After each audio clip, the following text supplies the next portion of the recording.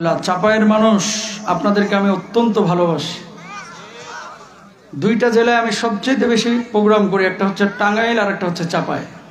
আলহামদুলিল্লাহ। কেন? এই অঞ্চলের মানুষের হৃদপিণ্ড আমি বুঝি যে এরা সারা রাত যদি কোরআনের তাফসীর কেউ ভালোভাবে করে, ওই সারা রাত বসে থাকতে রাজি আছে। কথা বলেন ঠিক কিনা? ইসলামী আন্দোলনের জন্য সবার আগে যারা জীবন দিতে প্রস্তুত, বুকের তাজা রক্ত খুন দিতে যারা প্রস্তুত, শুধু সাতক্ষীরা, শুধু সাতকানিয়া, লোহাগড়া, চট্টগ্রাম নয়, বাংলার জমিনে যে সমস্ত অঞ্চলগুলো সবার আগে রাজপথে নেমে আল্লাহর জমিনে আল্লাহর দিন কায়েমের জন্য প্রচেষ্টা চালায়, তাদের মধ্যে উন্নত অগ্রগামী হচ্ছে চাপায়ের মানুষ। ঠিক কিনা? দেখেন অধিকাংশই যুবক। কথা বলে না কেন? আমাকে দেখার জন্য আসেন নাই, সভাপতিকে দেখার জন্য আসেন নাই, এসেছেন আল্লাহর কোরআনের তাফসীর শোনার জন্য। কথা বলেন ঠিক কিনা? আজকে সারা বাংলাদেশের যুবকদের জোয়ার চলছে। মাহফিলে যুবক বেশি, মসজিদে যুবক বেশি, ইসলামী আন্দোলনে যুবকরা বেশি। 16 বছরের জগদ্দল পাথরকে যারা সরাইতে পারে নাই, বাংলার জমিনের এই যুবকরা জেগেছিল। পাথর সরে দিল্লি গেছে, এই যুবকরা আরেকবার জাগবে এবার বাংলার জমিনে কোরআন বাস্তবায়নের জন্য।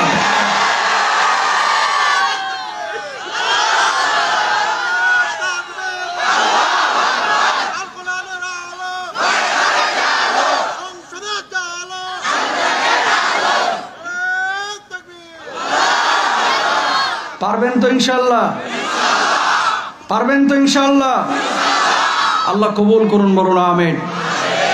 রাত গভীর হয়েছে, প্রায় 12টা ঘন্টা লাগলো আমার ঢাকা থেকে আসতে, আবার যাইতে কতক্ষণ লাগে আল্লাহ ভালো জানে। এত দূর থেকে আসা বাবার গল্প, খাজার গল্প, মাজারের গল্প, বাঁশ খুঁটির গল্প করার জন্য না, ফাইজলামি করার জন্য না। কথা বলেন ঠিক কিনা? কনকনে শীতের রাত্রে আপনারা যারা বসেছেন এখানে, আড়াই প্যাচে জিলাপির জন্য বসেন নাই, খিচুড়ির জন্য বসেন নাই, এসেছেন কোরআনের তাফসীর শোনার জন্য। ঠিক কিনা? সুতরাং প্রত্যেকটা মিনিট এখন আমার কাছে আমানত। আমি খুব ভালো করেই বুঝি, অনেক সময় বক্তাদের এই সমস্ত জিনিসগুলো মিডিয়ার ভাইরা ছাড়িয়ে দেয়, ছাড়া উচিত না। কারণ কি, একটা মাহফিলের হৃদপিণ্ড হচ্ছে দুইটা, একটা হচ্ছে মাইক আর একটা হচ্ছে বক্তা। আমি তোমার কাছে সরি যদি তুমি কষ্ট পাও, তোমার কাছে আমি সরি শুরুতেই, কিন্তু মাইকের ক্ষেত্রে কোনো আপোষ কোথাও কোনোদিন করা যাবে না। প্যান্ডেল না থাক, মঞ্চ না থাক, সভাপতি না থাক, প্রধান অতিথি না থাক, শুধু মানুষ, বক্তা আর মাইকটা ঠিক থাকলেই চলে। কথা বলেন ঠিক কিনা? কারণ চিল্লে ওয়াজ করা যায় না। আল্লাহ রহম করুক, এখন ঠিক হয়েছে। আলহামদুলিল্লাহ বলেন, আরো জোরে বলেন আলহামদুলিল্লাহ। সালামের জবাব আপনারা অনেকে দিয়েছেন, ওয়ালাইকুম সালাম। নবীজি বলছেন কিয়ামতের আগে অনেকগুলো বড় আলামত দেখা যাবে, এর মধ্যে উল্লেখযোগ্য একটি আলামত হচ্ছে তাসলিমুল খাসা। মানুষ বেছে বেছে মানুষকে সালাম দেবে, আর জবাবটাও হবে বেছে বেছে। এই জামানা চলতেছে সেই জামানা, সালাম দেওয়ার আগে চেহারার দিকে তাকায় আমার সালামের উপযুক্ত কিনা। কথা বলেন ঠিক কিনা? এজন্য দেখবেন চেয়ারম্যানকে দেখলে সালাম দেয়, বক্তাকে দেখলে সালাম দেয়, ইমাম খতিবকে দেখলে সালাম দেয়। একই মানুষ জীবনে কোনো রিক্সাওয়ালা, ভ্যানওয়ালা, অটোওয়ালা, করিমানওয়ালা, লসিমানওয়ালা এদেরকে জীবনে সালাম দেয় না। কথা বলেন ঠিক কিনা? কেন? ভেতরে একটা আমিত্বের ভাব কাজ করে। আমি পয়সাওয়ালা, আমি কেন ওরে সালাম দেবো? ও অটো চালক, ও আমার সালামের উপযুক্ত। এরকম লোক আছে না নাই? নবীজি বলেছেন আফসুস সালাম, সালামের প্রচার করো, প্রসার করো। ভালোবাসা যিনি বাড়িয়ে দিবেন তিনি কে? আরো জোরে বলেন তিনি কে? সুতরাং সুন্দর করে সালামের জবাবটা দেন তো, আসসালামু আলাইকুম ওয়া রাহমাতুল্লাহ। এই যে এবার হয়েছে, কিন্তু আপনারা অনেকে বলছেন ওয়ালাইকুম সালাম। ওয়ালাইকুম না, বলেন ওয়ালাইকুমুস সালাম। বলেন। আপনারা কেউ কেউ উত্তরাঞ্চলে সালাম দেন আসসালাম আলাইকুম, এটা শুদ্ধ না ভুল? বলেন আসসালামু আলাইকুম। আমরা আজকে শিখে নিলাম, এখন থেকে শুদ্ধভাবে বলবো ইনশাআল্লাহ। এতগুলো মানুষ এখানে কনকনে শীতের রাত্রে বসেছেন, কিছু মানুষ এখানে আসে নাই, যারা কপালওয়ালা, ভাগ্যবান, এই মানুষগুলোকে আল্লাহ তাআলা কোরআনের ময়দানে কবুল করেছেন। ঠিক কিনা? আর কিছু লোক এখানে আসে নাই, কিন্তু চায়ের দোকানে বসে বসে গীবত কমিটির সভাপতির ভূমিকা পালন করতেছে। কপাল পোড়া। যারা এসেছেন কপালওয়ালা, কালিমাত শুকর আদায় করে জোরে বলেন আলহামদুলিল্লাহ। আরো জোরে বলেন আলহামদুলিল্লাহ। ঠিক এই মুহূর্তে আসমান থেকে কিছু ফেরেশতা নেমে আপনাদের উপরে রহমের ডানা গুলো বিছিয়ে দিয়েছে। জোরে বলেন না সুবহানাল্লাহ। আর আমার আল্লাহ রাব্বুল আলামিন বলছেন মা ইয়াকুলু ইবাদি, ও আমার ফেরেশতারা, আরামের ঘুমকে হারাম করে দুনিয়ার সব কাজ কর্ম বর্জন করে যে মানুষগুলো পঙ্গপালের মতো ছুটে এসেছে, কি করে কি বলে, কি করে কি বলে, কি করে কি বলে, ফেরেশতারা তখন বলে আল্লাহ, এই মানুষগুলো দুনিয়ার সব কাজকর্ম বর্জন করে এসেছে আপনার কোরআনের আকর্ষণে, আপনার কোরআনের ময়দানে বসে আছে, খড়কুটার উপরে ময়লার উপরে কোরআনের কথা শুনছে, আপনার জিকির আজকার করছে। আল্লাহ রাব্বুল আলামিন তখন বলেন হাল রাউনি, যে মানুষগুলো দুনিয়ার সব কাজকর্ম বর্জন করে এসেছে, মানুষগুলোকে কখনো আল্লাহ রাব্বুল আলামিন দেখছে? ফেরেশতারা তখন বলে আল্লাহ, এই মানুষগুলো কখনো আল্লাহ রাব্বুল আলামিন দেখে নাই।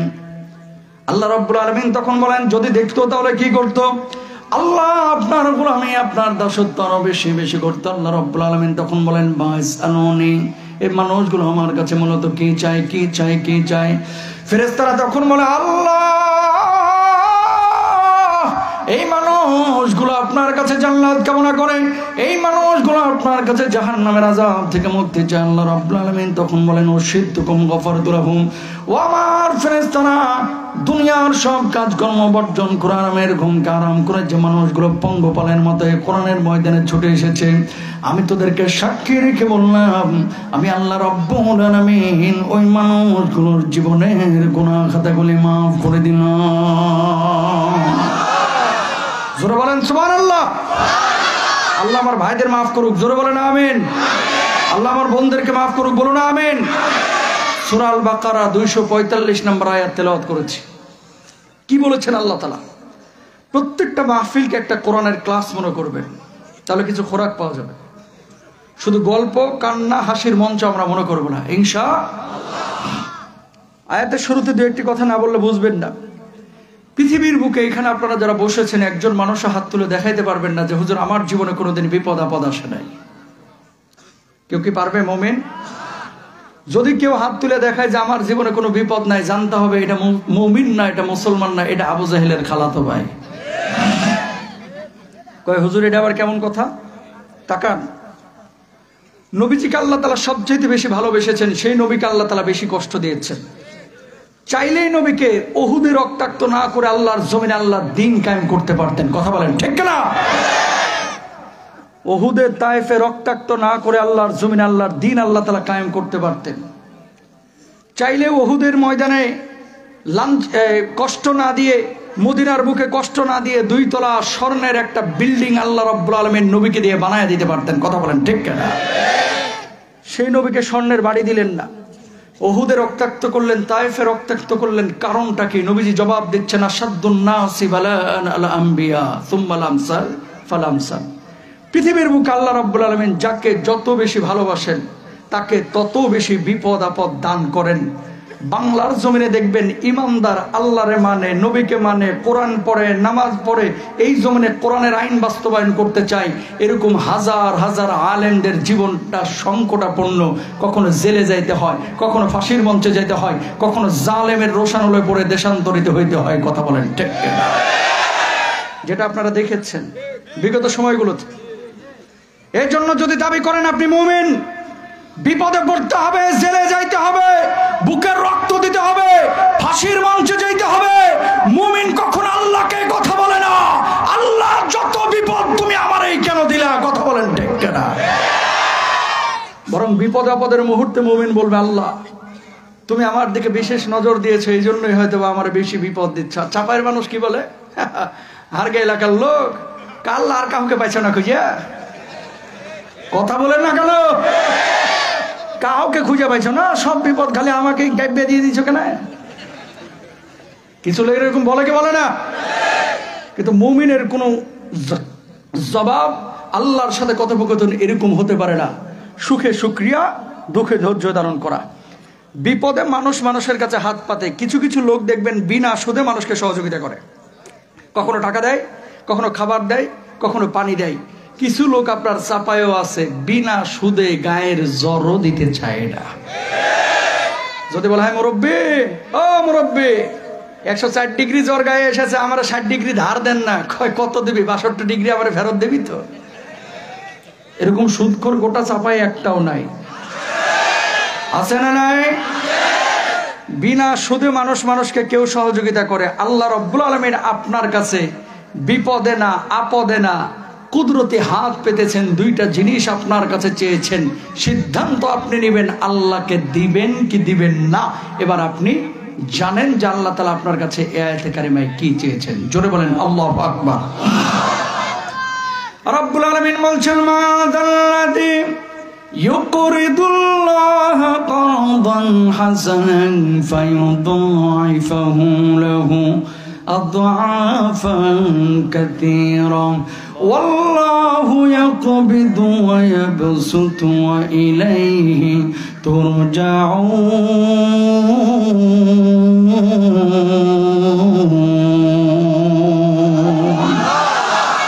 আল্লাহ রাব্বুল আলামিন বললেন, যে ব্যক্তি দুনিয়ার জিন্দেগিতে আল্লাহ রাব্বুল আলামিনকে ঋণ দিবে, আল্লাহ রাব্বুল আলামিনকে কর্জে হাসানা দিবে, আল্লাহ রাব্বুল আলামিন তার জন্য দ্বিগুণ বদলার ব্যবস্থা করবেন, 3 গুণ বদলার ব্যবস্থা করবেন, 4 গুণ বদলার ব্যবস্থা করবেন, বহু গুণ বদলা বাড়ায় দিবেন। সর্বোপরি আল্লাহ রাব্বুল আলামিন ওই মানুষটার জন্য চূড়ান্ত জান্নাতের ফয়সালা করবেন। জোরে বলেন সুবহানাল্লাহ। আয়াতটা যেদিন নাজিল হইল, সাহাবী রিদওয়ানুল্লাহি আনহুম আজমাইন সন্দেহের মধ্যে পড়ে গেলেন। আসমান বানিয়েছেন আল্লাহ, জমিন বানিয়েছেন আল্লাহ, সে আল্লাহ রাব্বুল আলামিন কেন মানুষের কাছে ঋণ চাইলেন, কর্জা হাসানা চাইলেন? কিছুই তো বুঝলাম না। ইয়া রাসূলুল্লাহ, ইয়া হাবিবাল্লাহ, আল্লাহ রাব্বুল আলামিন সব কিছুর মালিক, সে আল্লাহ রাব্বুল আলামিন কেন আমাদের কাছে ঋণ চাইলেন? আল্লাহর নবী জবাব দিলেন, সাহাবীরা রে, আল্লাহ রাব্বুল আলামিন তোমাদের কাছে বাড়ি চাই না, গাড়ি চাই না, সম্পদ চাই না, দুইটা জিনিস চাই। আল্লাহর জন্য যেখানে জানের প্রয়োজন সেখানে জান দিবা, যেখানে মালের প্রয়োজন সেখানে মাল দিবা। আল্লাহ রাব্বুল আলামিন এই জান আর মালকে কর্জে হাসানাত বুঝিয়েছেন। জোরে সোরে বলেন সুবহানাল্লাহ। কলিজার ভাইরা আমার, এই চাঁপাইনবাবগঞ্জের মানুষ, রাজশাহীর মানুষ, উত্তরাঞ্চলের মানুষ, আল্লাহ রাব্বুল আলামিনের জন্য অনেকে আপনারা টাকা দিতে রাজি আছেন। মাহফিলে টাকা দেন, মসজিদে টাকা দেন, মাদ্রাসার মধ্যে টাকা দেন। টাকা দেওয়ার মানুষের টাকা দেওয়ার মানুষের কোনো অভাব নাই, কিন্তু আল্লাহর জমিনে আল্লাহর জন্য জান দেওয়া, আল্লাহর জন্য বুকের রক্ত দেওয়া মানুষের বড্ড অভাব এই জামানায়, ঠিক কিনা? মসজিদে 200 বস্তা সিমেন্ট লাগবে, দিয়ে দিবে। ফ্যান যদি লাগে 8টা 10টা দিতে রাজি আছে। কিন্তু যদি বলা হয় রাজপথে নেমে আল্লাহর জমিনে আল্লাহর কোরআনের আইন বাস্তবায়নের জন্য বুকের তাজা রক্ত ঢেলে দেওয়া লাগবে, টাকা দিতে রাজি আছি, সম্পদ দিতে রাজি আছি। এই জমিনে কোরআনের জন্য বুকের রক্ত দিতে বাংলাদেশের 95% মুসলমানই রাজি নাই। কথা বলেন ঠিক না? ওর সাথে মাহফিলে বলে যে ঠিক আছে রাজি আছি, কিন্তু বাইরে যে আর মনে থাকে না। কিন্তু চাপাইয়ের মানুষ একটু ভিন্ন, আলাদা। টাকার আয়াতটা যেদিন নাজিল হয়েছে, কি বললাম? আল্লাহর জন্য যেখানে জানের প্রয়োজন জান দিতে হবে, যেখানে মালের প্রয়োজন মাল দিতে হবে। মসজিদে ফ্যান দরকার, টাকা দিবেন। ছাদ ঢালাই দিতে হবে, টাকা দিবেন। কিন্তু কোরআনের আইন বাস্তবায়নের জন্য, পার্লামেন্টে কোরআন ঢোকানোর জন্য কোরআনের কর্মী হওয়া দরকার, রাজপথে নামা দরকার, বুকের রক্ত দেওয়া দরকার। ওই জায়গাটায় অনেক মুসলমান বুঝেও না, সুঝেও না, মসজিদের কোনায় বসে থাকে, অনেক সময় সমর্থন পর্যন্ত দেয় না, ঠিক কিনা?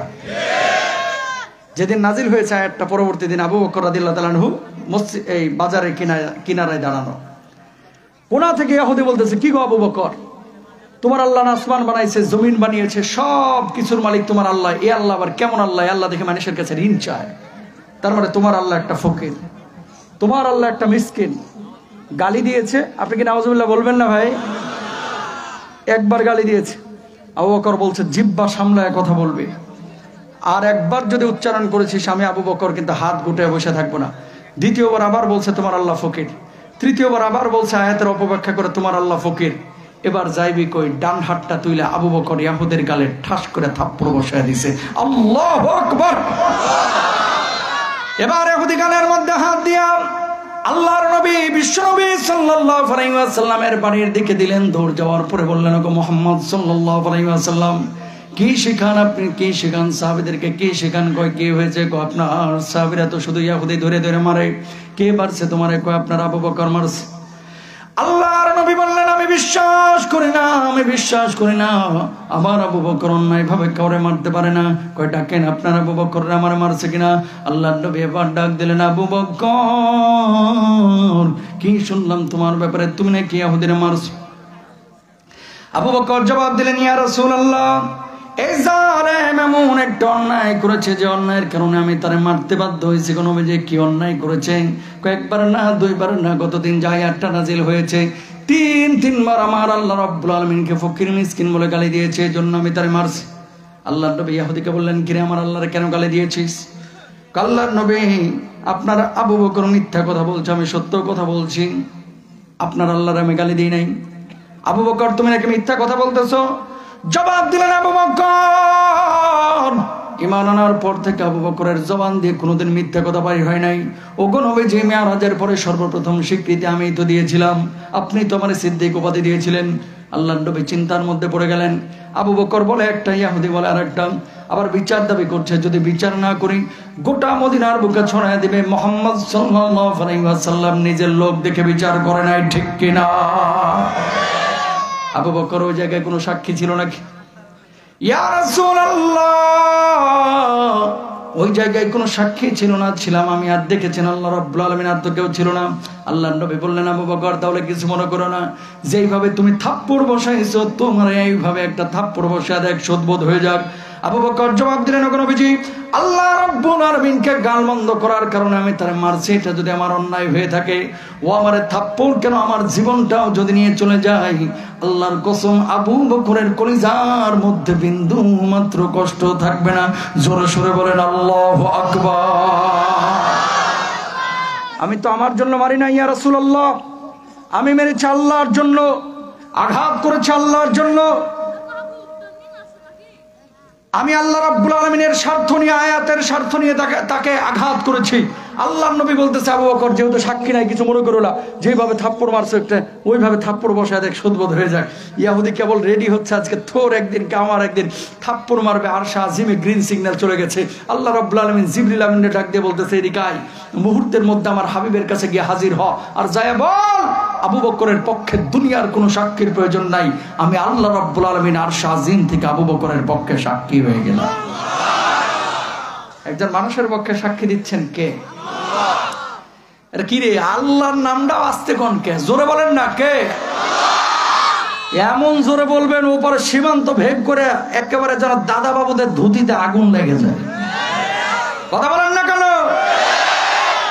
2 দিন পর পর একটা সাংবাদিক আইছে না, মিনমিন মিনমিন সাংবাদিক, হকার হকার, আমার নিয়ে নিউজ করছে 2 সপ্তাহ আগে, আমার নিয়ে নিউজ করছে কি বাংলাদেশে নাকি আমি সবচেয়ে বেশি ওদের বিপক্ষে কথা বলে। তোরা একবার বলবি চাপাই আমাদের, একবার বলবি ফেনী আমাদের, একবার বলবি 14 গ্রাম আমাদের, কুমিল্লা আমাদের, জামালপুর আমাদের। চাষ কি যৌতুক নাকি? কথা বলেন না কেন? ওপার থেকে সাউন্ড করা অনেক সহজ। বাংলার জমিনের 20 কোটি মানুষ হতে পারে, 19 কোটি মানুষ হতে পারে, এই জমিনের মুসলমানরা কাউকে ভয় পায় না, ডরায় না। খেলার ভয় চাপায়ের মানুষকে দেখাও না, সীমান্ত খুলে দাও, মুখোমুখি খেলো, ঠিক কিনা বাইরে? আমার খালি বারবার বলে খেলা হবে, তারা তা আল্লাহর নাম জোরে বলবেন ইনশাআল্লাহ, বলেন আর জোরে বলেন। কোন হিন্দুকে আঘাত করবেন না, খ্রিস্টানকে আঘাত করবেন না, ওরা ওদের ধর্ম পালন করতেছে, করতে দেন, ইসলাম তাদেরকে স্বাধীনতা দিয়েছে। কিন্তু ইসকনের কোন জঙ্গিকে চাঁপাইনবাবগঞ্জের মাটিতে জায়গা দেওয়া হবে না। কথা বলেন ঠিক পারবেন না ইনশাআল্লাহ? হিন্দু থাকুক, খ্রিস্টান থাকুক, ইহুদি থাকুক, সমস্যা নেই। কিন্তু যারা আমার সাইফুল ইসলাম আলিফের গলায় ছুরি চালাইতে পারছে, এই সমস্ত জালেমগুলোকে বাংলার জমিনে জায়গা দেওয়া হবে না, ঠিক না? ওদের জায়গা কোথায়? সীমান্ত ভেদ করে দিল্লিতে চলে যাও পাশে। এই জমিনটা হচ্ছে আল্লাহওয়ালাদের জমিন। এই জমিনের মধ্যে হিন্দু খ্রিস্টান সবাই ভাই ভাইয়ের মতো থাকবে, মুসলমানরা আঘাত করবে না। তবে মুসলমানকে কেউ যদি জবাই দেয়, তাকে আবার মুসলমান আই লাভ ইউ বলবে না, ঠিক না? প্রিয় ভাইরা আমার, আরশে আজিমে গ্রিন সিগন্যাল চলে গেছে, আল্লাহ তার পক্ষে সাক্ষী দিচ্ছেন। জিবরিল আমিন আল্লাহর নবী বিশ্বনবী সাল্লাল্লাহু আলাইহি ওয়াসাল্লামের কাছে এসে হাজির। ইয়া রাসূলুল্লাহ, ইয়া হাবিবাল্লাহ, কি বিচার আপনি করছেন? আল্লাহ রাব্বুল আলামিন কিন্তু সবকিছু দেখছেন। কি হয়েছে জিবরিল আমিন? আগে ইহুদিদের সামলান, ইহুদি যেন আবু বকরের না মারে। আল্লাহর হাবিব সাল্লাল্লাহু আলাইহি ওয়াসাল্লাম ইহুদিরে বললেন, দাঁড়া, খবরদার মারিস না। জিবরিল আমিন এসেছে। ও জিবরিল আমিন, কি হয়েছে, কি হয়েছে? আল্লাহ রাব্বুল আলামিন আমারে জরুরি তলব করে আপনার কাছে পাঠাইছে। আপনি সাক্ষী খুঁজছিলেন আবু বকরের পক্ষে, দুনিয়ার কোনো সাক্ষীর প্রয়োজন নাই। আল্লাহ রাব্বুল আলামিন আবু বকরের পক্ষে সাক্ষী হয়ে গেছেন। জোরে বলেন আল্লাহু আকবার। এনে আয়াত 4 নম্বর পারা 13 নম্বর পৃষ্ঠা শুরুর অংশ। লাকাদ সামিআল্লাহু কাওলাল্লাযীনা ক্বালু ইন্নাল্লাহা ফাকীরুন ওয়া নাহনু আগনিয়া।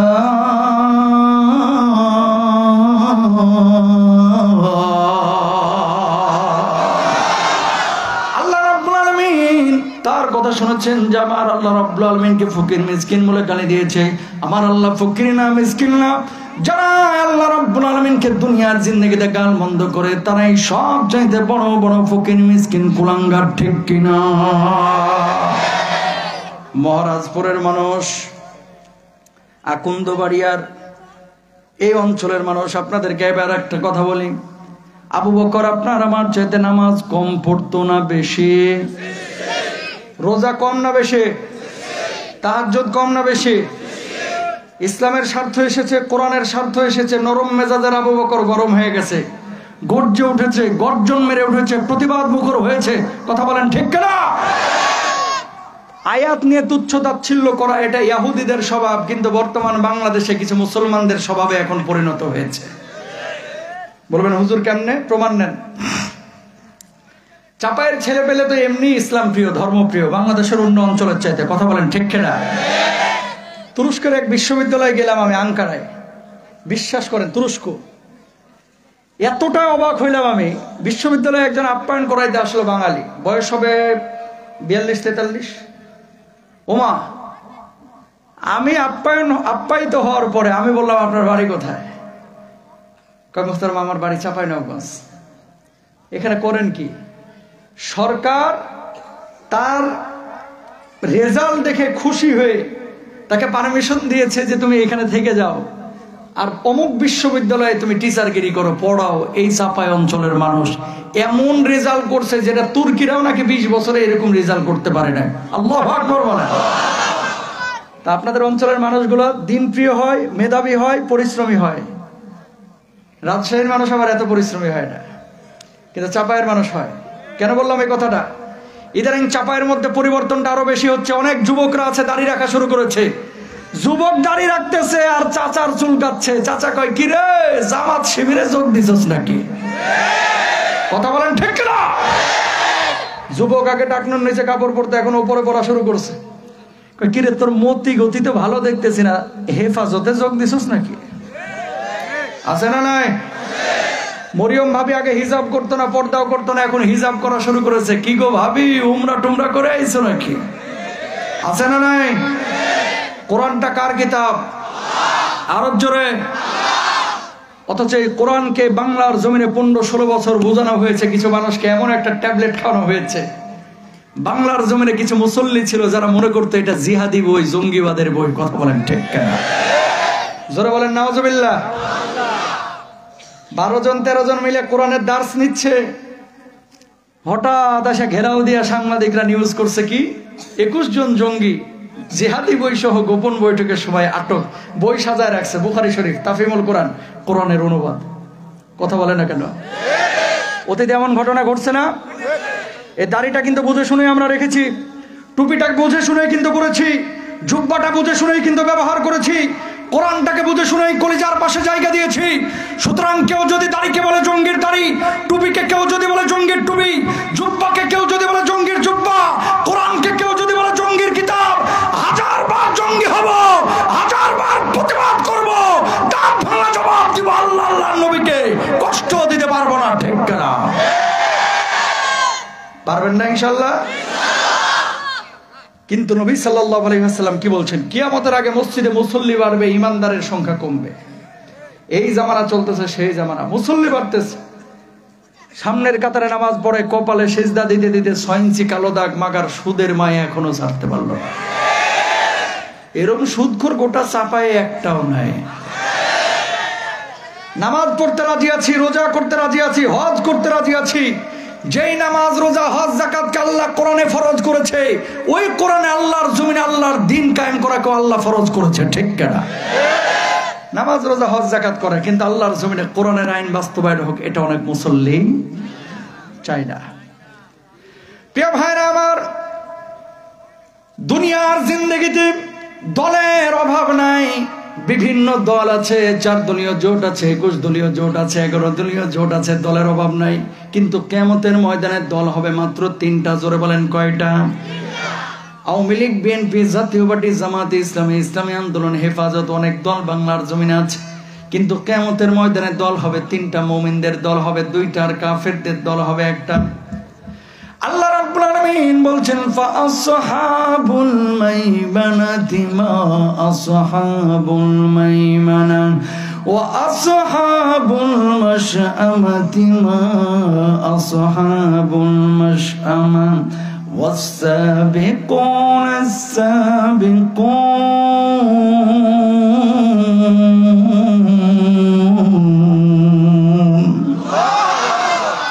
দল হবে 3টা। 1 নাম্বার হচ্ছে ডানপন্থী দল, আরশের ডান পাশে যারা থাকবে।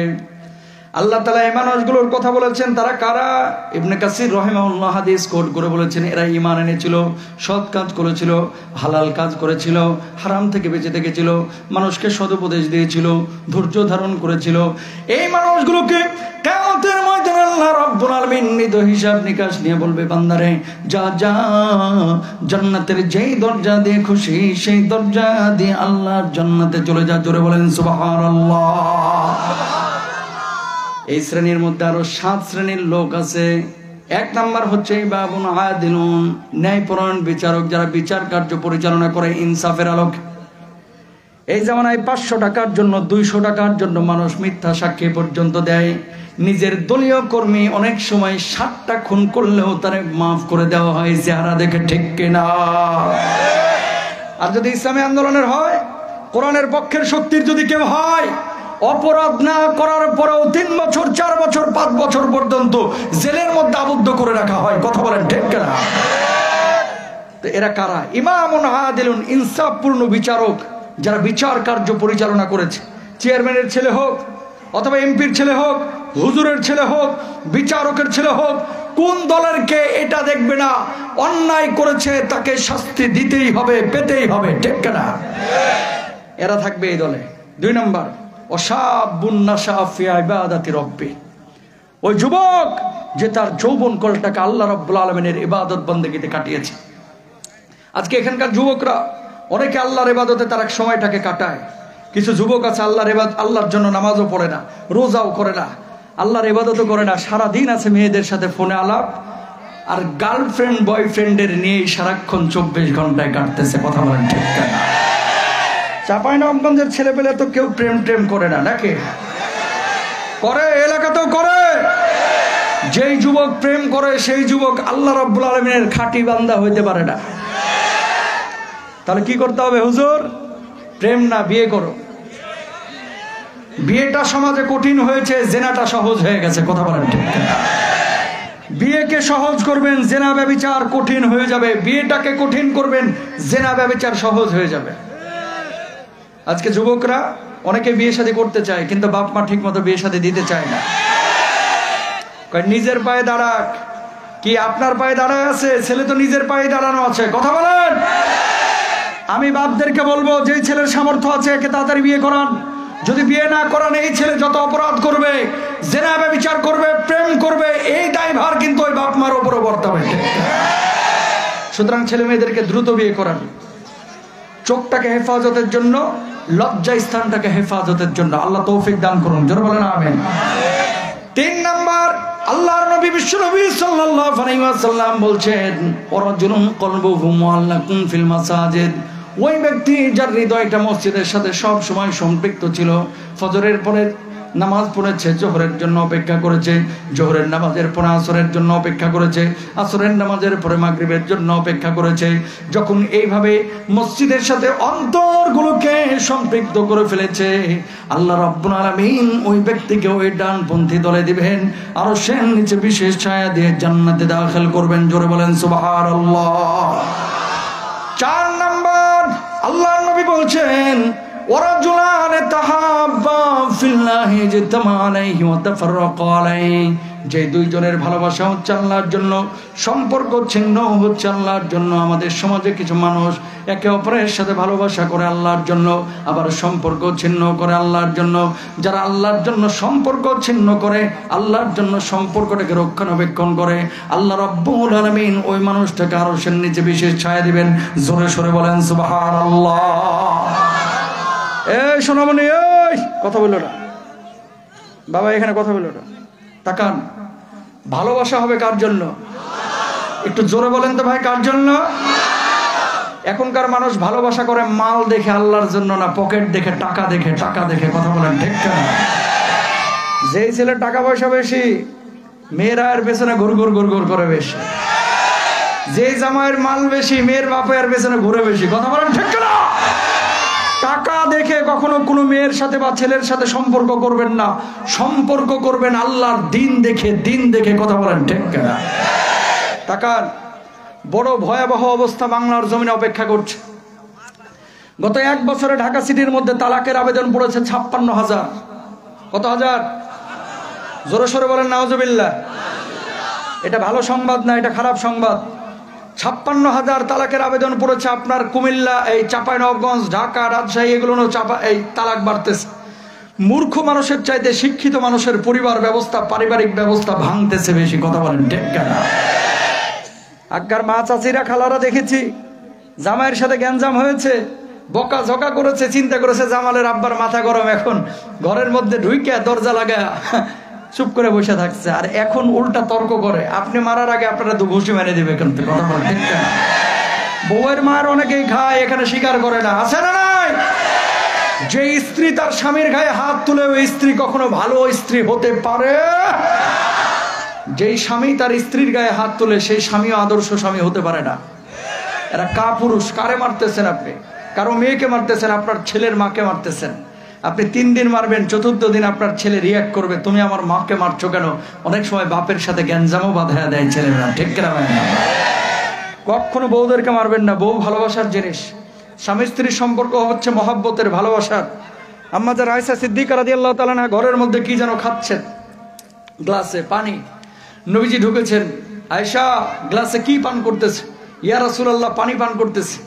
আল্লাহর নবী বললেন, আমার জন্য একটু রাখো, আমি ভেতর থেকে এসে পানি পান করব। বের হওয়ার পর আল্লাহর নবী বললেন, কোন গ্লাসে পানি পান করেছে? কই ইয়া রাসূলুল্লাহ, এই গ্লাসে পানি পান করেছে। আয়েশা, মুখটা কোন জায়গায় লাগাইছে? আম্মা জান আয়েশা দেখাইছে, এই জায়গায় মুখটা লাগাইছে। ঠিক ওই জায়গায় মুখটা লাগায় নবীজি পানি পান করেছেন। জোরে বলেন সুবহানাল্লাহ। আমাদের বউদের অবস্থা কি? জোহরের নামাজের পরে স্বামী ভাত খায় একা, আর আসরের আগে বউ ভাত খায় একা। কখনো স্বামী স্ত্রী সাধারণত বিয়ের বাড়ি ছাড়া একসাথে বসে ভাত খায় না। কথা বলেন ঠিক না?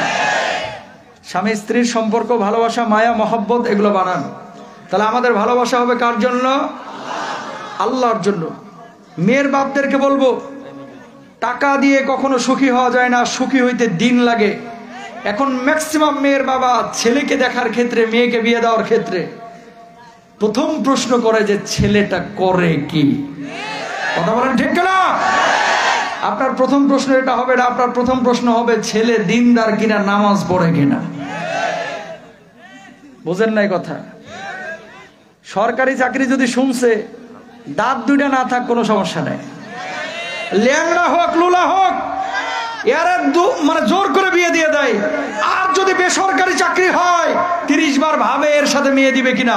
সরকারি চাকরি কোনো সমস্যা নাই, ছেলে যদি দিনদার হয়, ছেলে যদি মুত্তাকি হয়, ছেলে যদি তাকওয়াবান হয়। আর সরকারি চাকরি যদি হয়ে জীবী হওয়ার পরেও নামাজ না পড়ে, দিন ফলো না করে, ওই ছেলের সাথে কখনো মেয়ে বিয়ে দেওয়া যাবে না, যাবে না, যাবে না। ঠিক কিনা ভাইরা? কেন? যে আমার আল্লাহর সাথে গাদ্দারি করেছে, আপনার মেয়ের সাথে গাদ্দারি করতে টাইম নেবে না। বুঝেন কথা? ওসমান রাদিয়াল্লাহু তাআলা আনহুর 4টা গুণ ছিল। আজকে যুবকরা ফাইসা যাবা অনেকেই। 4টা গুণ ছিল ওসমানের মধ্যে, যেই কারণে আল্লাহ নবী একজন না 2 জন মেয়েকে ওসমানের হাতে তুলে দিয়েছিলেন। জোরে বলেন সুবহানাল্লাহ। কয়টা গুণ ছিল? আরো জোরে, কয়টা? পেছনের মানুষ কয়টা? মুরব্বী বাবাজিরা, আমার আলোচনাটা ভালো লাগতেছে না, শুনেন। এই জিনিসগুলো আপনি বিবাহিততায় কি হয়েছে এগুলো জানা দরকার। এই কারণে ভুল কিবোর্ডে যদি ক্লিক করেন তাহলে কিন্তু সিগন্যাল ভালো আসবে না। নিয়ে আসবেন একটা স্টার জলসাওয়ালি বউ, আর আশা করবেন ছেলে আব্দুল কাদের জিলানী হোক। ছেলে আব্দুল কাদের জিলানী হবে না, বগুড়ার ওই পাগলের মতো হবে। কথা বলেন ঠিক না? কার কথা বলছি অনেকে হয়তো বুঝছে। তাকান, 4টা গুণ ছিল ওসমানের মধ্যে, যে গুণের কারণে আল্লাহ নবী 1 মেয়েকে না 2 মেয়েকে ওসমানের হাতে তুলে দিয়েছেন। জোরে বলেন সুবহানাল্লাহ। 1 নাম্বার ওসমান ছিলেন তাকওয়াবান, 2 নাম্বার ওসমান ছিলেন মালদার, 3 নাম্বার ওসমান ছিলেন লজ্জাশীল, 4 নাম্বার ওসমান ছিলেন দায়িত্ববান পুরুষ। এই 4টা গুণ ওসমানের মধ্যে ছিল, তাই নবীজির 1 মেয়ে মারা যাওয়ার পর আরেক মেয়েকে তার হাতে তুলে দিয়েছেন। আল্লাহু আকবার বলেন। আমাদের বাবারা যে ভুলটা করে, প্রথমেই মেয়ে সুন্দরী হোক, কালো হোক, মোটা হোক, লম্বা হোক, খাটো হোক, প্রথম কথাই ছেলে করে কি, যদি শুনছে জনতা ব্যাংকের ম্যানেজার, ওটা যে সুদী ব্যাংক, ও আর হিসাব নিকাশ করার দরকার নাই। অথচ চাচা সামনের কাতারে মুয়াজ্জিনের পাশে নামাজ পড়ে। কথা বলেন সত্য না মিথ্যা? এরকম অনেক মানুষ আছে। না, ভুল। ছেলে বেসরকারি চাকরিজীবী হোক, ছেলে ব্রয়লার মুরগির ব্যবসা করুক, ছেলে রিক্সা চালাক, ভ্যান চালাক, ছেলের ভিতরে যদি দিন থাকে, ইসলাম থাকে, ইসলামী আন্দোলন বা কোরআনের নূর যদি ওর ভিতরে থাকে, এর সাথে মেয়ে বিয়ে দিলে ওই ছেলে কখনো আপনার মেয়ের মুখে হারাম খাবার তুলে দিতে পারে না। ঠিক না? তাহলে হালাল যদি খাবার তুলে দেয়, ওই গর্ভ থেকে যে ছেলেটা আসবে, সেই ছেলে আল্লামা মিজানুর রহমান আজহারিও হয়ে যেতে পারে। ঠিক না? মেয়েদের পেটটা সোনার খনির চাইতে বড় দামি ভাই। এই পেট থেকে আল্লামা সাইদি বের হয়, এই পেট থেকে মামুনুল হক বাইর হয়, এই পেট থেকে মিজান আজহারি বাইর হয়, এই পেট থেকে আবার স্বৈরাচার তৈরি হয়। ঠিক কিনা ভাইরা আমার? সুতরাং যদি ভালো সন্তান চান, নিজে ভালো হন, বউটাকে ভালো খাওয়ান।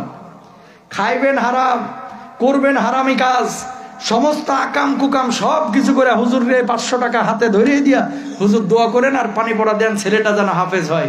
ছেলে হাফেজ না মফেজ হবে। কথা বলেন ঠিক না? আর কিছু লোক আছে ছেলেবেলাকে মাদ্রাসায় যায়, কেন জানেন? আকাম কুকাম পাপ টাপ যা করছি, আমার ছেলেটাই যেন এটা ব্যাকআপ দিতে পারে। আছে না নয়? ছেলেকে মাদ্রাসায় দিবেন আলেম বানানোর জন্য, আল্লাহকে খুশি করার জন্য, ইনশাআল্লাহ। ঢাল বানানোর জন্য না। আল্লাহর কাছে কান্নাকাটি করেন, আল্লাহ আলেম বানায় দেবে ইনশাআল্লাহ। দরদের ভাইরা আমার, আল্লাহর নবী সাল্লাল্লাহু আলাইহি ওয়াসাল্লাম, এবার যুবকরা তাকাও, তোমাদের 4টা গুণের কথা যুবকদেরকে বলছি। তোমাদের 4টা গুণের কথা তোমরা জানলা, কোন জিনিস দেখে মেয়ের বাপেরা তোমাদের সঙ্গে মেয়ে বিয়ে দিবে? মেয়েদের 4টা গুণ আল্লাহর নবী সাল্লাল্লাহু আলাইহি ওয়াসাল্লাম বলেছেন বিয়ের ক্ষেত্রে দেখা জরুরি। তুনকাহুল মারআতু লিআরবা'ইন লিমালিহা ওয়া লিজামালিহা ওয়া লিহাসাবিহা ওয়া লিদীনিহা। মেয়ের সৌন্দর্য আছে কিনা, মেয়ের সম্পদ আছে কিনা, মেয়ের বংশমর্যাদা কেমন, মেয়ের দিনদারিতা আছে কিনা। প্রত্যেকটা পুরুষ যদি এই 4টা জিনিস দেখে মেয়েকে বিয়ে করত, ওই মেয়ে কখনো বউ হয়ে আসার পরে পর্দাহীন হিসেবে চলতে পারতো না। ঠিক কিনা? কখনো আশা করা যায় না। তাহলে সৌন্দর্য দেখবেন, দিনদারিতা দেখবেন, দিনদারিতাকে প্রায়োরিটি দিবেন, মাল দেখবেন, তবে মালটাকে মুখ্য বানাবেন না। বংশমর্যাদা দেখবেন, বংশের মধ্যে সর্বপ্রথম দেখবেন মেয়ের মা কেমন। যেই মেয়ের মা ভালো, ওই মেয়ে জাতে ভালো। কথা বলেন ঠিক না? কয়টা? 4টা। তাহলে আলোচনা করলে অনেক দীর্ঘ হবে। আমি যে কথাটা, ওয়ারাজুলান তাহাব্বা ফিল্লাহি ইজতামা আলাইহি, ভালোবাসা হবে আমাদের কার জন্য? যুবক, তোমাকে বলি, হাতটা জোর করে, নিজে যদি জেনা করো, নিজে যদি প্রেম করো, নিজে যদি জিএফবিএফ বানাও, নিজে যদি গার্লফ্রেন্ড বয়ফ্রেন্ডের সাথে সময় যাপন করো, আশা করা যায় তুমি ভালো বউ পাবা না, ভালো বউ পাবা না। নিজে সৎ হও, তাহলে ভালো বউ তোমার ঘরে আসবে। আমার ভাইরা অনেকে বুঝে না এগুলা। প্রেম টেম করার পরে আইসা লাস্টে রাবেয়া বস্ত্রী খোঁজে। কি যে পাস, এটা আল্লাহ জানা, তুমি জানো। ঠিক না? নিজে সৎ হও, তাহলে ভালো বউ আল্লাহ মিলিয়ে দেবে ইনশাআল্লাহ। কোন চোরও বলে না যে আমার ছেলেটা চোর হোক, চোর বলে কি আমার ছেলেটা যেন ভালো হয়। মদখোর সেও বলে যে আমার ছেলেটা যেন ভালো হয়। প্রত্যেক বাবা চায় তার সন্তান ভালো হোক। তাহলে সন্তান যেখান থেকে আসবে গাছ, ওই গাছ হচ্ছে আপনার বউ, ওই মাটা হচ্ছে আপনার বউ। সুতরাং ওই বউয়ের পিঠ থেকে ভালো সন্তান আশা করতে হলে গাছটা ভালো সিলেক্ট করতে হবে। আল্লাহ তৌফিক দান করুক, আমিন বলেন। 5 নাম্বার, আল্লাহর নবী বলছেন রাজুলুন তলাবাতহু ইমরাতু যাতি মানসাবিন ওয়া জামালিন ফাকালা ইন্নী আখাফুল্লাহ। ওই যুবক বা ওই পুরুষ, যে পুরুষকে কোনো নারী অফার করেছে আসো আমার সাথে প্রেম নিবেদন করো, আমার সাথে মেলামেশা করো, আমার সাথে সম্পর্ক স্থাপন করো, ওই সময় জবাব দিয়েছে ইন্নী আখাফুল্লাহ, আমি আল্লাহ রাব্বুল আলামিনকে বেশি ভয় পাই, আল্লাহকে ভয় পেয়ে বলছি আমি তোমার সাথে প্রেম করতে পারবো না, সম্পর্ক স্থাপন করতে পারবো না। আল্লাহর নবী সাল্লাল্লাহু আলাইহি ওয়াসাল্লাম বলছেন আল্লাহ রাব্বুল আলামিন ওই যুবককে কিয়ামতের ময়দানে আরশের নিচে ছায়া দিবেন। জোরে বলেন সুবহানাল্লাহ। 6 নম্বর, ওয়া রাজুলুন তাসাদ্দাকা ফাহাত্তা লা তা'লামা শিমালুহু মা তুনফিকু ইয়ামিনুহু। কিছু লোক আপনার এলাকায় আছে দেখবেন, দান করে 500 টাকা আর ঘোষণা করে 500 বার, কথা কয় না। দিছি না 500, দিছি না 5 বস্তা সিমেন্ট, বেটা দিছি না 200 বস্তা সিমেন্ট, দিছে কিন্তু 500। আরেকজন 5 লাখ দিছে, কোনো আওয়াজ করে না, আছে না নাই? মাহফিলে দান করা এটা ভিন্ন বিষয়, একে অপরে আপনারা উৎসাহ দেওয়ার জন্য অনেক সময় ঘোষণা দেওয়া হয়, কিন্তু যখন দান করবেন এমনভাবে দান করবেন যাতে করে ডান হাত কি দান করলো বাম হাতও টের পায় না। এই দানগুলো আল্লাহ তাআলা বেশি পছন্দ করেন, সুবহানাল্লাহ বলেন। 7 নাম্বার, ওয়ারাজুলুন যাকারাল্লাহ খালিয়ান ফাফাদাত আইনাহু। কিছু মানুষ দেখবেন জিকির করতে করতে একেবারে ফাল দিয়ে বাঁশের উপরে উঠতেছে, আর কিছু লোক জিকির করে সারাক্ষণ অন্তরের মধ্যে, কিন্তু চোখ দিয়ে অশ্রু বিগলিত হয়, কান্না করে। রাতের বেলায় আল্লাহর সাথে সম্পর্কটা এত গভীরভাবে করে, আল্লাহ তুমি ছাড়া কোনো মাবুদ নাই, ও আল্লাহ খালি হাতে ফিরিয়ে দিও না, আল্লাহ আল্লাহ আমি তোমার বান্দা, আমি ছাড়া তোমার কোটি কোটি বান্দা আছে, তুমি ছাড়া তো কোনো আল্লাহ নাই। এভাবে আল্লাহরে ডাকে, চোখের পানিটা ছেড়ে দেয়। আল্লাহ বলতেছে চোখের পানি ছেড়ে দেওয়ার সাথে সাথে গাল স্পর্শ করার পূর্বে আমি আল্লাহ তাআলা তার জীবনের গুনাহ খাতাগুলি মাফ করে দিই। জোরে বলেন না সুবহানাল্লাহ। জিকির আজকার যারা নিরিয়বে নিভৃতে করে, তাহলে 1 নাম্বার কি পাইলাম? ডানপন্থী দল। আমরা ডানপন্থী হওয়ার চেষ্টা করবো না ইনশাআল্লাহ। 2 নাম্বার, মুমিনদের সেই দল যেই দলটিকে আল্লাহ রাব্বুল আলামিন কিয়ামতের ময়দানে ভিভিআইপি সাপোর্ট দিবেন, সম্মান দিবেন। ওয়াসাবিকুনাস সাবিকুনা উলাইকাল মুকাররাবুন ফি জান্নাতিন নাঈম।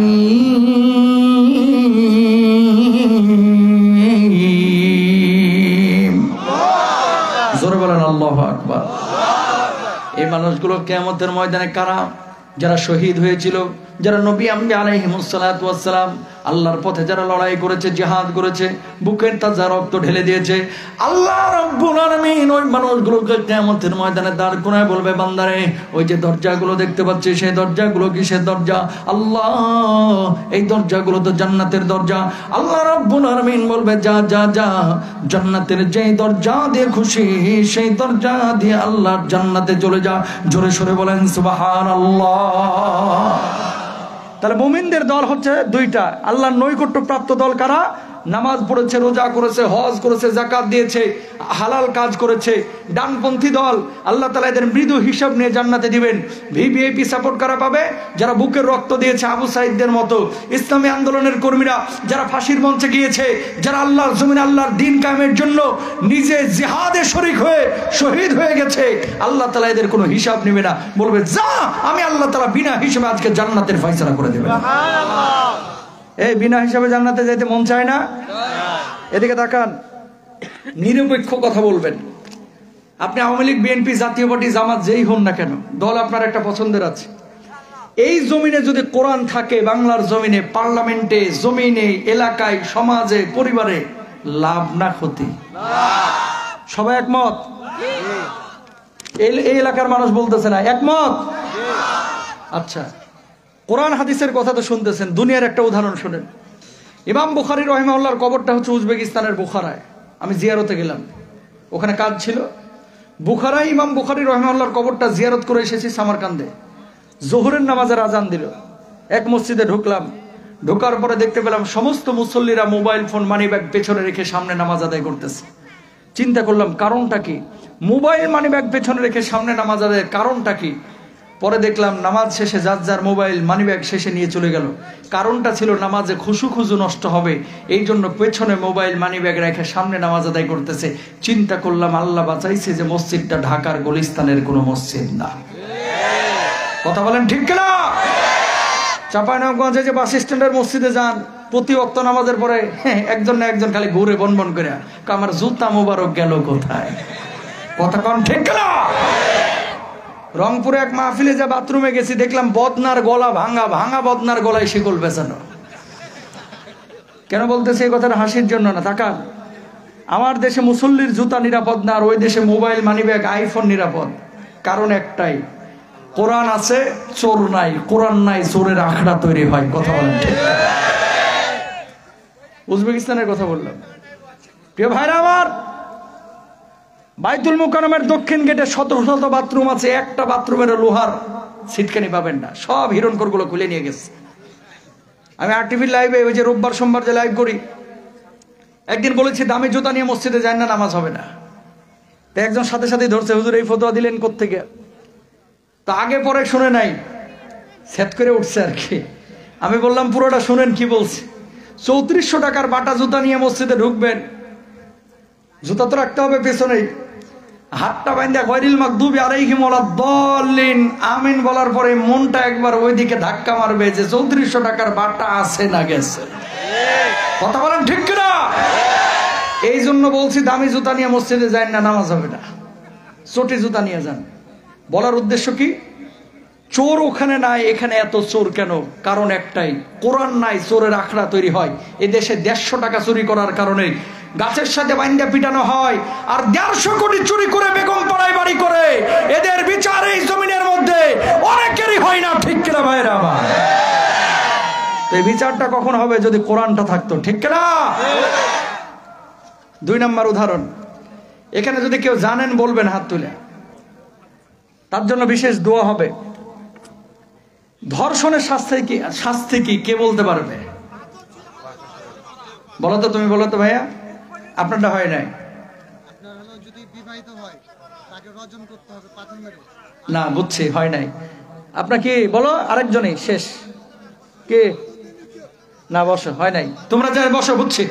কেন বললাম? বাংলাদেশের 99% মুসলমানই জানে না। ধর্ষণের শাস্তিকে তোমরা বিবাহিত মানুষের জেনাহের শাস্তি মিলাই ফেলাও। এই যে পাথর নিক্ষেপ করে মারা, এটা হচ্ছে বিবাহিত কেউ যদি জেনা করে। কিন্তু ধর্ষণ যারা করে, জোর করে একজন নারীর সতীত্ব নষ্ট করেছে, কোরআন বলে এর শাস্তি হচ্ছে এরে ঝুলাইয়া অথবা বিচারালয়ে নিয়া ডান হাত বাম পা, বাম হাত ডান পা, যেহেতু ফ্যাসাদ তৈরি করেছে, ক্রস করে কাইটা দাও। বুঝলেন? এটা আপনার দায়িত্ব না, এটা দায়িত্ব হচ্ছে ইসলামিক রাষ্ট্রের। কথা বলেন না কেন? পৃথিবীর কোন বাপ কি চায় যে আমার মেয়েকে কেউ ধর্ষণ করুক? কোন স্বামীকে চায় যে আমার বউয়ের দিকে কেউ লোলুপ দৃষ্টিতে তাকাক? কোন স্বামী কি চায়? কোন বাবা কি চায় যে আমার মেয়ের দিকে খারাপ দৃষ্টিতে কেউ তাকাক? তার মানে বোঝা যায় কি বাংলাদেশের 99% মুসলমান চায় যে ধর্ষণ খারাপ, এটাকে বর্জন করা হোক। কথা বলেন ঠিক কিনা? কিন্তু কোন আইনের বদৌলতে এই ধর্ষণ বাংলার জমিন থেকে সরবে, এটা বাংলাদেশের মানুষ জানেও না, প্রয়োগ করার চেষ্টাও করে না। ঠিক কিনা ভাইরা?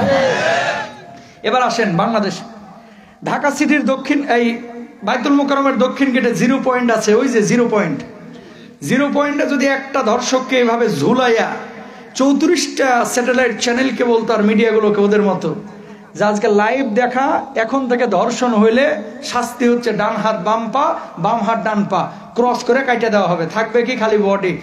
ধর্ষণ তো দূরের কথা, আগামী 450 বছরেও জরিনার দিকে, জরিনার মায়ের দিকেও বাঁকা চোখে তাকানোর সাহস পাইতে না। কথা বলেন। তাহলে কোরআন থাকলে লাভ না ক্ষতি? লাভ। মানুষ জেনে হোক না জেনে হোক, জানে যে কোরআন থাকলে লাভ, তারপরে কোরআনের সব আয়াত মানেও না, বুঝেও না। কিছু কিছু আয়াত মানে, কিছু কিছু আয়াত মানে না। কথা বলেন ঠিক কিনা? ও প্রিয় ভাইরা আমার, এই জন্য ইব্রাহিম আলাইহিস সালাতু ওয়াস সালামের জামানায় প্রথম 400 বছর নমরুদ ক্ষমতায় ছিল, একটা বারের জন্য নিজের খোদা দাবি করে নাই। 400 বছর পরে আশপাশের মানুষগুলো তাকে লারা দেওয়া শুরু করলো। ও বাবা, 400 বছর আপনি দুনিয়াটাকে পরিচালনা করলেন, একটু নিজের খোদা দাবি করেন, কারণটা কি? আপনি খাওয়ান, আপনি পড়ান, আপনি তো সব কিছুর মালিক। নমরুদ এবার বলল আমি তো খোদা। সব মানুষ মেনে নিল, একজন মানে না, সেই মানুষটার নাম হচ্ছে ইব্রাহিম। ধরে নিয়ে আসা হলো কি, ইব্রাহিম কেন তুমি খোদা মানতেছো না আমারে? ইব্রাহিম জবাব দিলেন, ইদ ক্বালা ইব্রাহিম রাব্বিয়াল্লাযী ইউহয়ী ওয়া ইউমীত।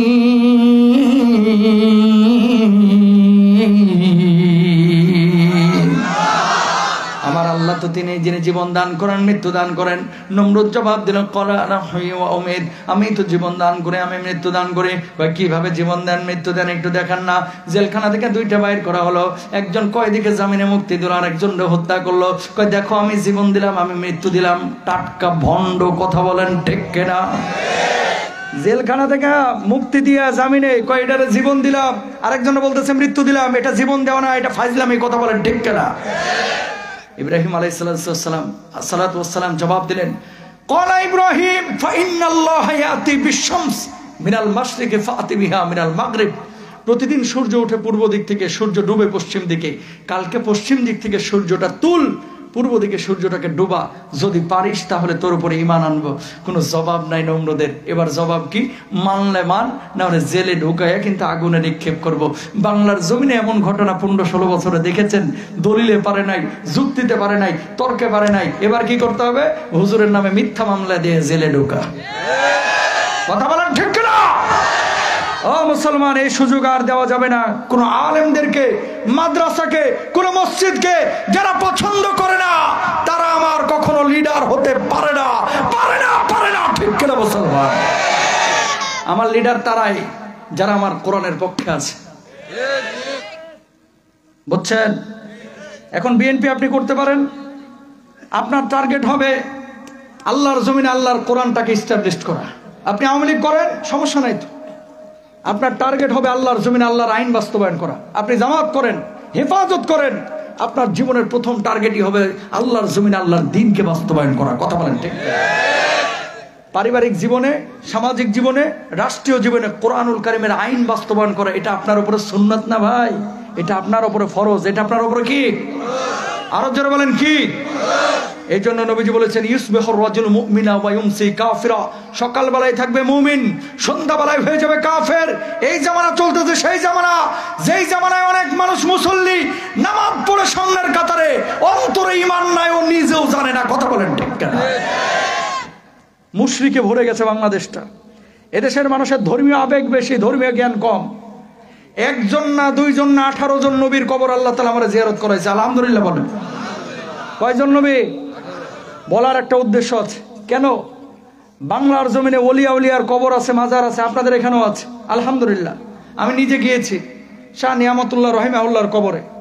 শিরকি কোনো আচরণ দেখি নাই আমি যখন গিয়েছি, এখনকার খবর জানি না। এদেশের মানুষকে যদি বলা হয় মসজিদে যে দোয়া করেন আপনার মনের আশা পূরণ হবে, মসজিদে যাইতে রাজি না। যদি বলা হয় অমুক মাজারে গেলে 2000 টাকা দিলে সব মুশকিল আসান হবে, বদমাশ বুড়া বাপ্পাকে বাড়িতে ফেলে দিয়ে ওখানে যা 2000 দিবে, তারপরে মসজিদে অনেকে যাইতে চায় না। কথা বলেন ঠিক কিনা? নূহ নবীর নাম শুনছেন না? লেবাননে ওনার কবর 72 হাত লম্বা। জিয়ারত করলাম, কবর উপরে লেখা, ইদা সাআলতা ফাসআলিল্লাহ ওয়া ইদা ইসতাআনতা ফাসতাইন বিল্লাহ। যখন তোমার কোনো সাহায্যের প্রয়োজন হবে সরাসরি কার কাছে যাইবা? খবরদার কবরের নবীর কাছে কোনো কিছু চেয়েও না। আইয়ুব নবীর কবরে একই লেখা, সালেহ নবীর কবরে একই লেখা। আর আমার বাংলাদেশের মানুষ পাগলা মসজিদে, যেখানে কোনো টাকার প্রয়োজনই নাই, 4 মাস পর পর 25 কোটি টাকা, 30 কোটি টাকা করে এক একটা মসজিদে উঠতেছে। এই পাগলা মসজিদে উঠতেছে কারণ কি? ওই হিন্দুও মনে করে যে এখানে টাকা দিলে মনের আশা পূরণ হয়। টাকা দেওয়া মসজিদের মধ্যে যেখানে প্রয়োজন আছে সেখানে দিতে বলা হয়েছে। ওই পাগলা মসজিদের তেলের উপরে তেলেশমাতি করতে আল্লাহ বলে নাই। কথা বলেন ঠিক কিনা ভাই? না। আইয়ুব নবীকে যে কূপে নিক্ষেপ করা হয়েছিল এখনো পানি বাইর হয়। আমি চিন্তা করলাম আল্লাহ বাঁচাইছে যে এই কূপটাকে আল্লাহ রাব্বুল আলামিন বাংলার জমিনে দেয় নাই। যদি দিত, কূপটা যার অধীনে থাকতো, এ সালম গ্রুপের চাইতেও হয়তো বা বেশি ধনী হয়ে যাইতো। হুজুর এটা আবার কি বললেন? ছোট্ট করে বলেই দিই কেন বলতেছে এই কথাগুলা। দাবি করে ইমানদার, অথচ গুলিস্তানে যে রাশি বাবার কাছে হাত দেখায়, টিয়া বাবার কাছে হাত দেখায়, তাবিজ কবজ ব্যবহার করে, তাবিজ কবজের ব্যবসা করে। এরকম লোক আছে না নাই? আইয়ুব নবীকে যে কূপে নিক্ষেপ করা হয়েছিল পানি বাইর হয়, এই পানি চাপায় থাকলে কি হইতো, রাজশাহী থাকলে কি হইতো, সিলেটে থাকলে কি হইতো? যার অজিনে থাকতো ওই ভদ্রলোক ছোট ছোট হোমিওর বোতল, কাচের বোতল কিনে নিয়ে আসতো। নিয়ে আসার পরে পানি ঢুকাইয়া একটি হ্যান্ডি মাইক নিয়ে শুরু করতো। স্বামী স্ত্রীর অমিল, আপনি কি অবাধ্যকে বাধ্য করতে চান? মনের মানুষকে কাছে টানতে পারছেন না? আপনি কি বিদেশ যেতে আগ্রহী? আপনি কি আমেরিকার ভিসা চান? এরকম আছে না নাই? জোরে বলেন। ওয়াল কাদরি খায়রিহি ওয়া শাররিহি মিনাল্লাহি তাআলা। ভালো এবং মন্দ নিয়ন্ত্রণ করেন যিনি, তিনি কে? আর জোরে বলেন, তিনি কে? দুনিয়ার কোন পীরের কাছে যদি যান, দিন শিখার জন্য যাবেন, খালি হুক্কুর হাক্কুর করার জন্য, আর এই যে নজর মানত করার জন্য যাবেন না, যাবেন দিন শিখার জন্য। কথা বলেন ঠিক কিনা?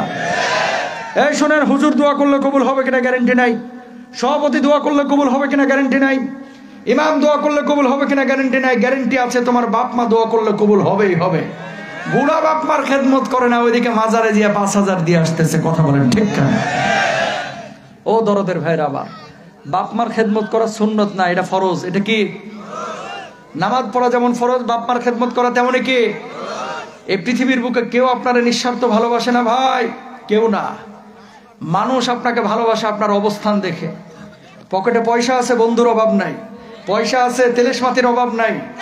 নিঃস্বার্থ যদি আপনারা কেউ ভালোবাসে, আপনার মা, আপনার মা, এরপর আপনার বাপ, আর কেউ না। সন্তান ল্যাংড়া হলেও মা, লুলা হলেও বা, কখনো দেখবেন না কোনো মা কোনো সন্তানকে ছেড়ে চলে যাচ্ছে। টের পাচ্ছ না? আজকে ঘরে জীবিত আছে তো, মুরব্বীগুলো জানে কি সম্পদ হারাইছে। হাতটা জোর করে বলতেছি ভাই, একসময় পকেট ভরা টাকা আসবে, বাপ মার ঘরে থাকবে না। সেদিন কাঁদবা, কি সম্পদ হারাইছে। নবীজি বলছেন এই জন্য, হুমা জান্নাতুকা ওয়া নারুক। বাবা মা তোমার জান্নাত, বাবা মা তোমার জাহান্নাম। বাপ মাকে খুশি রাখো, আল্লাহর জান্নাতে যাবা। আল জান্নাতু তাহতা আকদামিল উম্মাহাত। মায়ের পায়ের নিচে সন্তানের বেহেশত। আহা, রাজশাহী বিশ্ববিদ্যালয়ে পড়তে গিয়েছেন, মায়ের মুরগির ডিম বিক্রি করা, লাউ বিক্রি করা, 5 টাকা 10 টাকা জমানো ওই টাকাগুলো মুষ্টিবদ্ধ করে আপনার হাতে তুলে দিয়েছে। কত হয়েছে? 200। আজকে 2 লাখ কামাচ্ছেন, কিন্তু ওই মায়া মমতা ওই 200 টাকার মতো আর আসতেছে না। কথা বলেন ঠিক কিনা? পৃথিবীর কোনো মাকে দেখবেন না জোহরের নামাজের পরে সবার আগে ভাত খাইতে। মা খায় না, আগে দেখে ছেলেমেয়েরা কদ্দুর খাচ্ছে, তারপরে মা আসরের আগে ভাত খায়। কোনো বাপকে দেখবেন না মুখে ক্রিম মাখতে, কোনো বাপকে দেখবেন না পায়ের মধ্যে তেল দিতে, কোনো বাপকে দেখবেন না শরীরের যত্ন আপনার মেয়ের মতো নিতে, বউয়ের মতো নিতে। কেন? দেখানোর আর কিছু নাই। খাটতে খাটতে পুড়ে একেবারে কয়লা হয়ে গেছে। কথা বলেন। ঈদের সময় আপনার বাপকে বলেন, আব্বা নতুন জুতা জামা কিনে দিলেন, আপনি কিনবেন না? অধিকাংশ বাবার জবাব, দূর বোকা, আমার তো গত বছরেরটাই ছিঁড়ে নাই।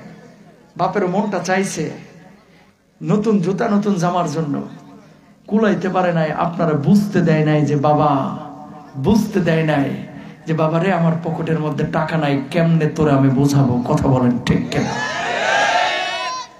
বাপ মার খেদমত করবেন ইনশা।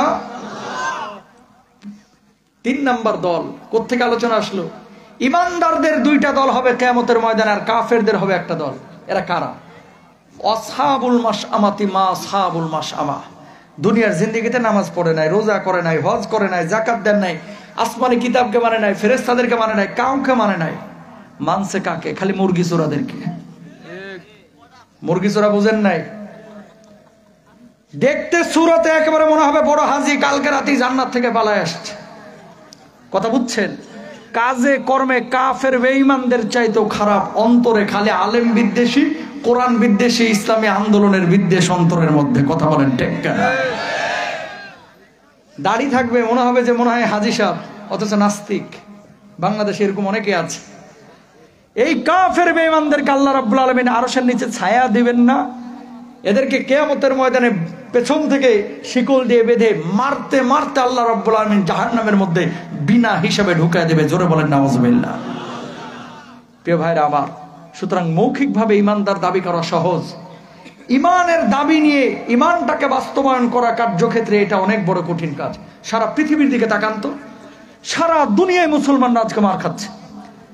ফিলিস্তিনে মার খাচ্ছে, সিরিয়ায় মার খাচ্ছে, ইয়ামানে মার খাচ্ছে। মুসলমানরা কেন মার খাচ্ছে? এই মুসলমানদের কারণেই আমরা মার খাচ্ছি। নবীজি বলছেন ইদা তাহারাত তালাবুন, অভিশাপের মাত্রা যখন বেড়ে যাবে, ওয়ালাবিসুল হারির, চিকন চাকন পোশাক যখন বেশি পড়বে, ওয়াশারিবুল খুমর, মদ পানের প্রবণতা যখন বেড়ে যাবে, ওয়াত্তাখাযুল কিয়ান, গায়ক গায়িকা নায়ক নায়িকাদের আদর্শ যখন মানবে, ওয়াক্তাফার রিজালু বির রিজাল ওয়ান নিসাউ বিন নিসা, নারী নারী আর পুরুষ পুরুষ যখন সমকামিতায় লিপ্ত হবে, আল্লাহ রাব্বুল আলামিন ওই জাতির উপরে আযাব দিবে, গজব দিবে। চাঁপাইনবাবগঞ্জের মানুষ, আর সময় নেব না, 2-3 মিনিটের মধ্যে শেষ করবো। তাকান, এখন কিছু যুবক বাইরে হয়েছে, ওয়ালাবিসুল হারির, দেখেন নবীজির হাদিস কেমনে মিলে, চিকন চাকন পোশাক পরিধান করতেছে। আজকে যারা আপনারা ঢেকে ঢুকে এসেছেন, এটা পর্দার কারণে না, ঠান্ডার কারণে, ঠান্ডার কারণে। কথা কন। আমার মা বোনেরা যারা হিজাব করে আজকে মাহফিলে এসেছে, পর্দার কারণে, এই মাহফিলের কারণে পর্দা করে এসেছে। নবীজি বলেছেন কিয়ামতের আগে এমন কিছু নারী বাইর হবে যাদের শরীরের উপরে কাপড় থাকবে, ভেতরের আকার আকৃতি বোঝা যাবে। এমন কিছু পুরুষ বের হবে যারা চিকন চাকন পোশাক পরিধান করবে। এমন কিছু নারী বের হবে যারা উটের পিঠের মতো খোপা পরা শুরু করবে, উপরে হিজাব করে। কিছু মহিলা এখন দেখবেন খোপাটারে চুক্কা করে রেখে দিছে, আর মুখের মধ্যে আটা ময়দা সুজি মারছে প্রায় 1.5 কেজি। কথা কন ঠিক কিনা? গায়ে হলুদের অনুষ্ঠানে দেখবেন হিজাব অলিও নাচতেছে, অনেকে বোরকা পরেও নাচতেছে। তো তোমার বোরকা পরার দরকারটা কি ছিল যদি ওখানে যাই তোমার নাচানাচি করা লাগে? ঠিক না? যদি পর্দা করতে হয় ভালোভাবে পর্দা করবেন। কিছু যুবক আপনাদের এখানেও আছে, বাপের থেকে 4,000 টাকা নিয়ে রাজশাহী যায়, ঢাকায় যায় প্যান্ট কিনতে, চাঁপাইনবাবগঞ্জ শহরে যায়, যে কুত্তায় কামড়ায় রাখছে, বিলায় চাইটিয়ে রাখছে, এরকম রং চটার সেরা জিন্সের প্যান্ট কিনে নিয়ে আসে। কথা বলেন ঠিক না? এগুলো আছে না নাই? কোন মুসলমান এই সমস্ত কাজ করতে পারে? মদ পান মুসলমান করবে। আপনারা বলবেন হুজুর আমরা তো মদ খাই না, সিগারেট খান না? অনেকে খান আপনারা। একমাত্র খাবার গায়ে লেখা আছে যে এটা খাইলে তুমি মরবা, তারপরে ওইটা খায়। ধূমপান মৃত্যু ঘটায়, ধূমপান স্বাস্থ্যের জন্য ক্ষতিকর, লেখা থাকে তারপরেও খায়। কারণটা কি? হুজুর পেট ক্লিয়ার হয় না, মাথার জ্যাম ছোটে না। এই লেখাটা যদি কেকের গায়ে লেখা থাকতো বা বিস্কুটের গায়ে লেখা থাকতো, এই বিস্কুট মৃত্যু ঘটায়, এই বিস্কুট ক্যান্সারের কারণ, যেই দোকানদার বেচতো ধুন সাপের মতো ওরা পিটায় মেরে ফেলাইতো। কথা বলেন ঠিক কেন? যে বেটা এই বিস্কুট খাইলে ক্যান্সার হয়, তো এটা বেচিস কেন? তো বিড়ি খাইলে ক্যান্সার হয়, এটা বেচেন কেন? এটা বলতে পারে না। কখনো কোনো ছেলে মেয়েকে বিড়ি সিগারেট আনার জন্য আদেশ করবেন না, নিজেরাও খাবেন না, নেশা জাতীয় জিনিসের ধারে কাছেও যাবেন না। ইনশাআল্লাহ। কি শিখলেন পুরো আলোচনা থেকে? 1 নাম্বার, আল্লাহর জন্য যেখানে জানের প্রয়োজন সেখানে জান দিবেন, যেখানে মালের প্রয়োজন সেখানে মাল দিবেন। জীবনে যতদিন বেঁচে থাকবেন কোরআনের পক্ষের শক্তির সাথে থাকবেন ইনশাআল্লাহ। কিয়ামতের ময়দানে দল হবে 3টা, 2টা দল জান্নাতি, 1টা দল হবে জাহান্নামী। ওই 3 দলের মধ্যে কোন 2 দলে আপনি থাকবেন আমি বলে দিয়েছি। সর্বশেষ বলেছি বাপ মার খেদমত করা, শিরিক না করা, কোনো মাজারে কবরে সিজদা না করা, কখনো মানুষের হক নষ্ট করবেন না, এটাও বলে দিয়েছি। এরপরে বললাম যে যতদিন জীবিত থাকবো পৃথিবীর বুকে মুসলমানরা যে সমস্ত কারণে মার খাচ্ছে, অন্তত চাঁপাইনবাবগঞ্জের এই এলাকায় এই ধরনের কোনো পাপ আমরা ঘটতে দেব না। জোরে বলেন ইনশাআল্লাহ। আল্লাহ তাআলা তৌফিক দান করুন। কাল থেকে 5 ওয়াক্ত নামাজ পড়বেন তো? আল্লাহ আমাদের সবাইকে তৌফিক দান করুন। হাদা মা ইনদি ওয়াল ইলমু ইনদাল্লাহ, আলাইহি তাওয়াক্কালতু ওয়া ইলাইহি উনীব, ওয়া আখির দাওয়ানা আলহামদুলিল্লাহি রাব্বিল আলামিন। আসসালামু আলাইকুম ওয়া রাহমাতুল্লাহ। একটা প্রশ্ন আসছে 2টা। হুজুর মসজিদের বেতন এত কম দেওয়া হয় কেন? আমি মনে করি আমার প্রাপ্ত বয়স হয়ে গিয়েছে, কিন্তু বেতন একেবারে কম, তাই বিয়ের দিকে এগিয়ে যেতে পারছি না। এখন আমার করণীয় কি? বাংলাদেশে এটা একটা জাতীয় সমস্যা। আমি 2টা কথা বলবো।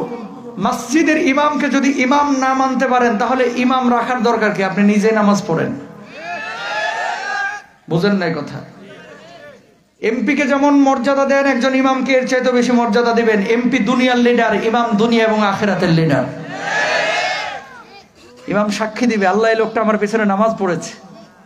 ইমাম বলবে আল্লাহ আমি সাক্ষী দিচ্ছি, রাসূল আমি সাক্ষী দিচ্ছি এই লোকটা আমার পেছনে নামাজ পড়েছে। যে ইমামের আপনার ছেলে স্কুলে যা খুঁজতেছে বার্গার, আর ইমামের ছেলে স্কুলে যা টোস্ট বিস্কুটও পাইতেছে না। নামাজে দাঁড়ায় যদি বউয়ের শাড়ি কিনবো কি দিয়ে, সেলোয়ার কামিজ কিনবো কি দিয়ে, সারাক্ষণ মাথার ভিতরে এই চিন্তা থাকে, খাওয়াবো কি পড়াবো কি। এই ইমামের পিছনে নামাজ পড়ে আপনার নামাজ হবে কিভাবে?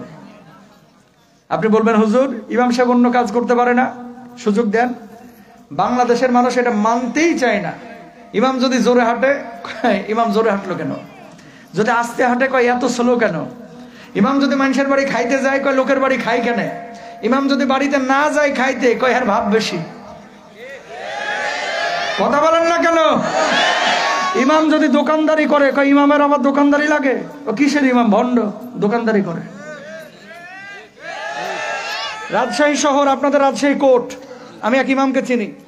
ইমাম সাহেব বেতনে কুলাইতে পারতেছিল না, এই জন্য হার্ডওয়ার্ডের দোকান দিয়েছে মসজিদের সামনে। হার্ডওয়ার্ডের মুসল্লিরা বলতেছে যে ইমাম এই রড সিমেন্ট বেচে এরকম হার্ডওয়ার্ডে, এ ব্যবসার মধ্যে 9-6 আছে, এর পিছনে নামাজ পড়া যাবে না।